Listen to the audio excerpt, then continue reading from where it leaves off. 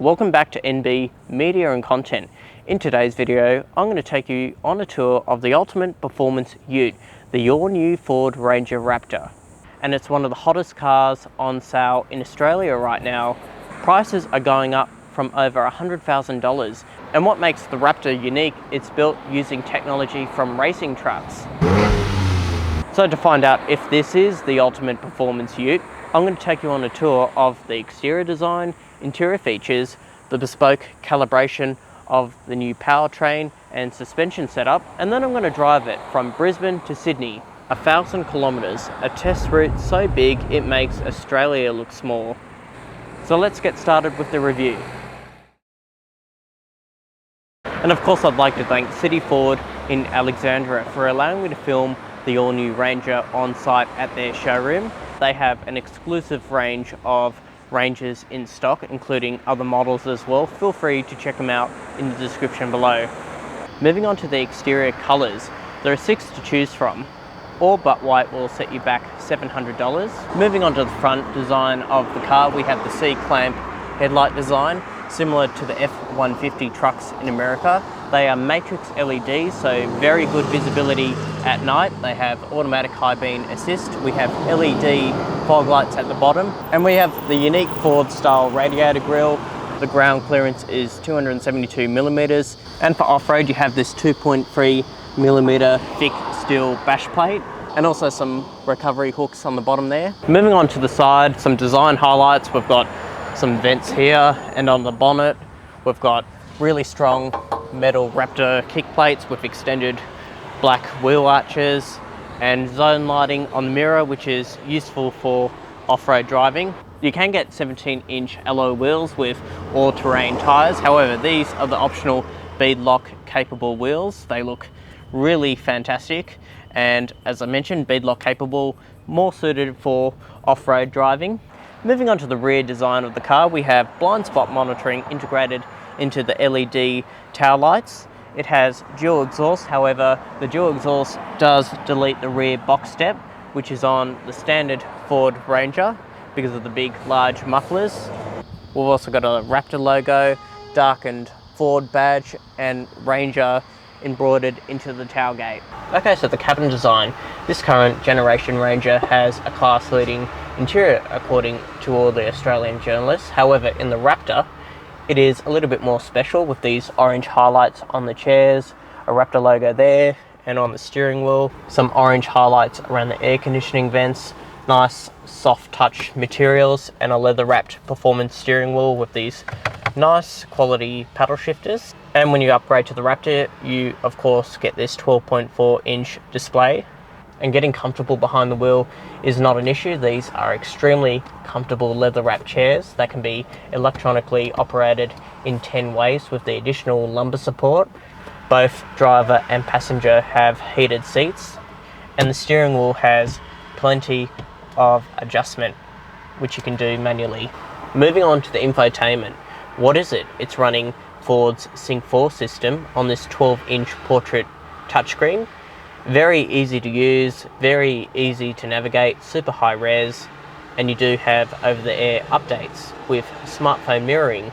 You also have wireless Apple CarPlay and Android Auto with radio, AM, FM and DAB, all played by a 10-speaker B&O sound system.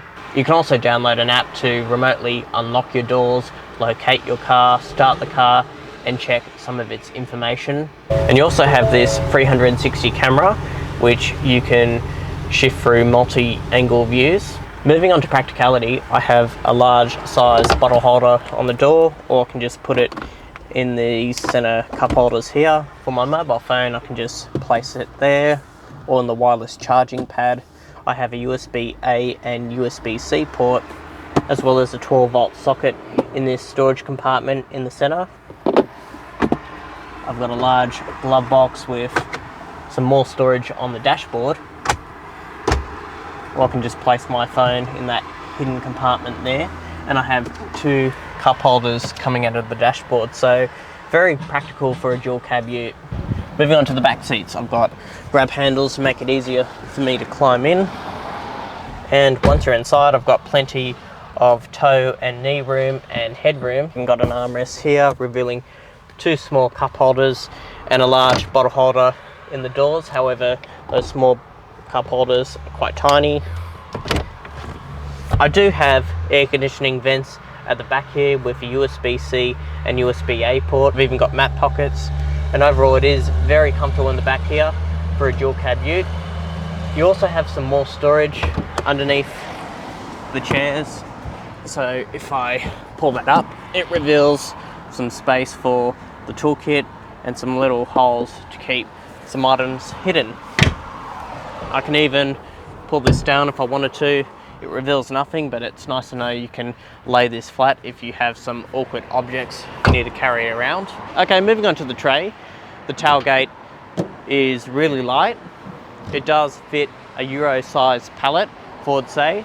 You also get these LED lights and some tie down points, along with a 12-volt power outlet at the back. It does come standard with this spray-in bed liner. However, if you need the extra security, there is an optional power roller shutter you can get for $3,500. And overall, the space is very good of this class of truck. So let's now move on to the powertrain. The previous Ford Ranger Raptor had a 4-cylinder diesel. However, it wasn't favoured by many car enthusiasts. So this new one has an all-new petrol engine, a 3-litre twin-turbo V6. It produces 292 kilowatts, 583 newton meters of torque, all pulled along by a 10-speed automatic transmission that has a bespoke calibration for the Raptor. The maximum brake towing capacity is 2.5 kilos, and this all-new Raptor has a reinforced chassis, new shock tower mounts, and all new upper and lower control arms. So now in this next scene, I'm going to drive a black Ford Ranger Raptor from Brisbane to Sydney, just under 1,000 kilometers.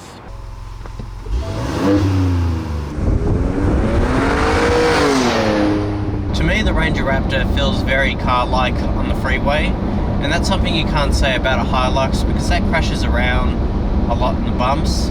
So far, the Ranger is top of its class for ride refinement because this sits beautifully on the road for a dual cab ute.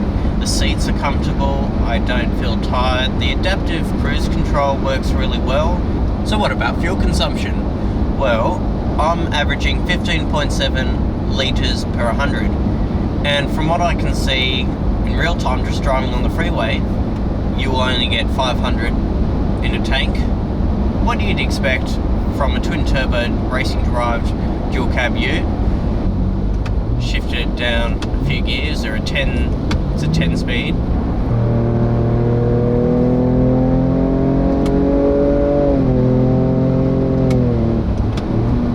That sounds really good.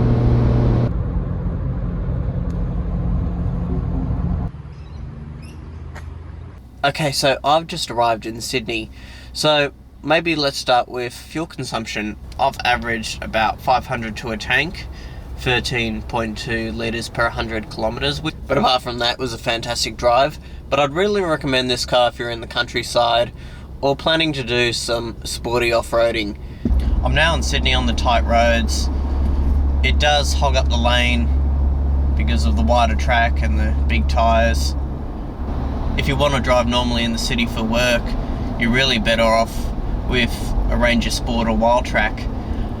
But if you do have a chance to open this car up, especially on the terrain it was designed to be capable on, especially performance-wise, I think you'll have a lot of fun in this car, and you use it for what it's capable for.